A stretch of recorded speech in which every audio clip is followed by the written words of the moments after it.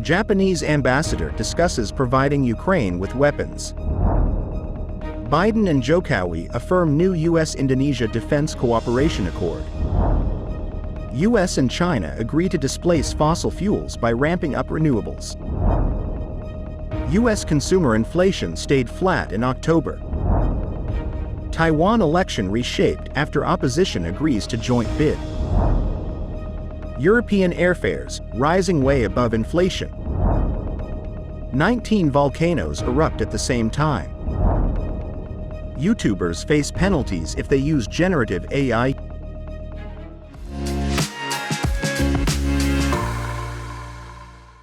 Hello, I'm Johnny. Thank you for joining us on Funday News. It's Thursday, November 16th, and here are your top stories.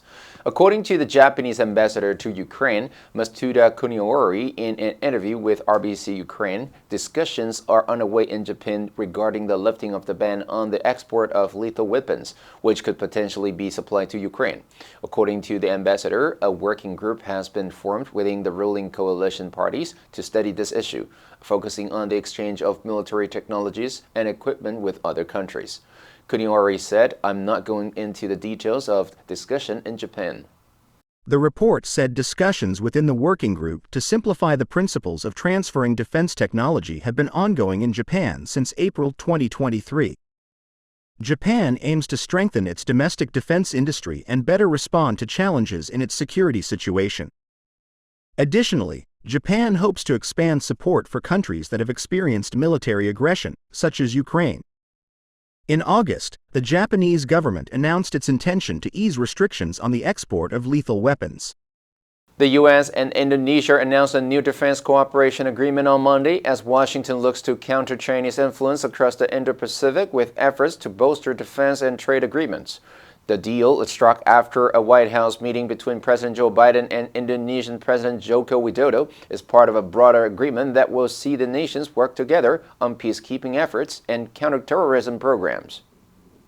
The White House said in a statement that the two nations will also hold a pair of regular meetings between senior defense officials that will include engagement with non-military stakeholders.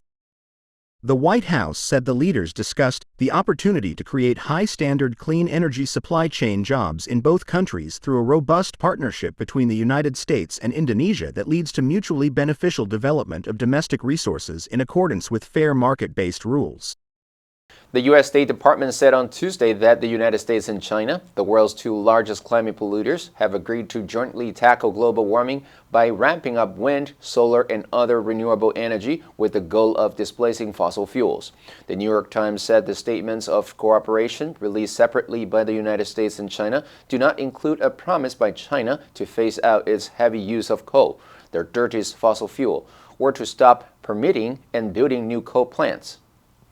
The Times report cited the agreement in which both countries agreed to pursue efforts to triple renewable energy capacity globally by 2030.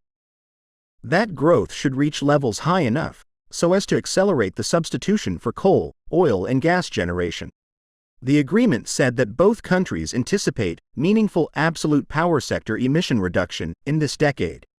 The Times said that this appears to be the first time China has agreed to cut emissions in any part of its economy. Inflation in the United States slowed last month in a sign that the Federal Reserve's interest rate hikes are continuing to cool the consumer price hikes that have bedeviled consumers for the past 2 years. A report from the U.S. Labor Department showed that lower gas prices helped lower overall inflation, which was unchanged from September to October, and down from the 0.4% jump the previous month. Compared with a year ago, consumer prices rose 3.2% in October, down from 3.7% in September. Economists cheered Tuesday's report.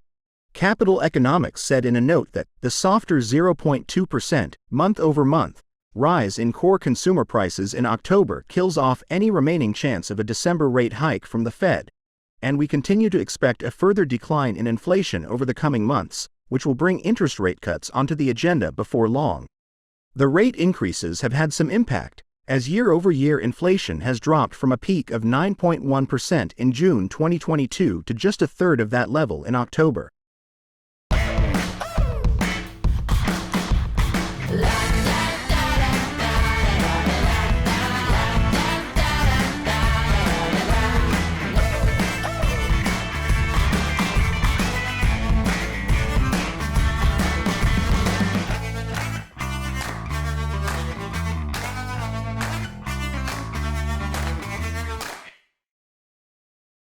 Taiwan's opposition parties have agreed to run a joint campaign in January's election, raising the chances that a more China-friendly government takes power in Taipei.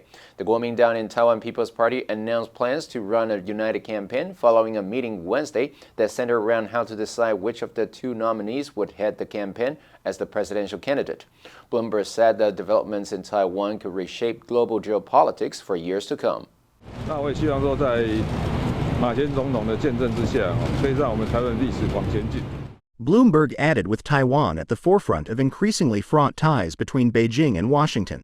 The election of a more China-friendly government in Taipei could remove a potential flashpoint between the world's two economic superpowers. In Wednesday's talks, according to a joint statement, the two opposition parties agreed to collate the results of public and internal party polls conducted between November 7th and Friday to determine which candidate has the best chance of winning. Airports Council International Europe said on Tuesday that airfares in Europe are rising way above inflation, rebutting statements from airline lobby group IATA. The trade association representing European airports said in a statement that, while IATA states that airfares in Europe only increased by 16% as of June this year compared to 2019, independent and authoritative data from RDC shows such an increase actually standing at 38% over the peak summer months. ACI said this rising trend continued into October, adding that fares were up 47% when booked 3 months in advance. The International Air Transport Association, IATA, which represents some 300 airlines including Lufthansa and SAS, had said that while airfares were rising below inflation, charges from airport operators have grown above it. The Financial Times had reported in early November that the European Union was pressuring airlines over soaring fares. The Smithsonian Institute's Global Volcanism Program, an organization that tracks new eruptions and updates its list of currently erupting volcanoes, announced that the world experienced 19 eruptions at once on Wednesday. However, volcanologist and science journalist Robin George Andrews posted on X, PSA, volcanoes are erupting all the time all over the world. That's normal. That's what Earth's volcanoes do. They erupt. And there is enough of them that some will always be erupting at the same time. Andrews added, "You know what would be weird? If absolutely no volcanoes were erupting. However, the new volcanic eruptions have some people voicing their concerns on social media."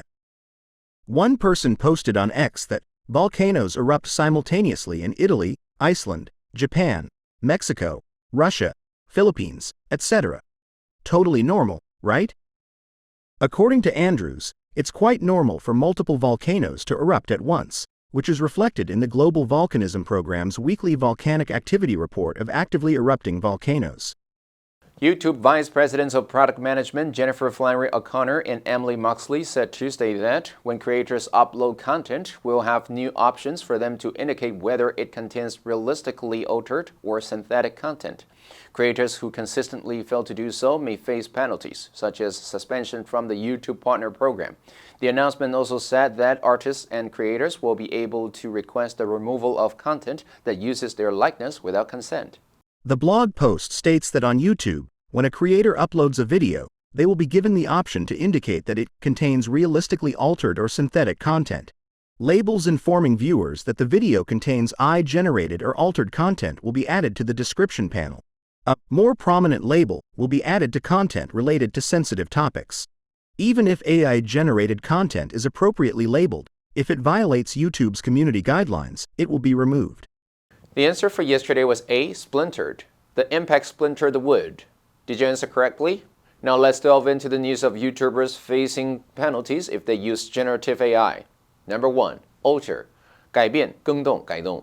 Nothing can alter the fact that we are to blame.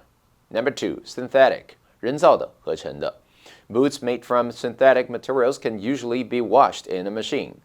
Number 3, consent. 同意,准许,允许. Children under 16 cannot give consent to medical treatment. Next, we have a multiple choice question for everyone to practice. Which answer would you choose? You can write your answer in the comments section. The correct answer will be announced tomorrow. And that's all for today's Funday News. Be sure to tune into Funday News from Monday to Friday and click the link below to join Funday for free. I'm Johnny Wu, your host. I'll see you next time.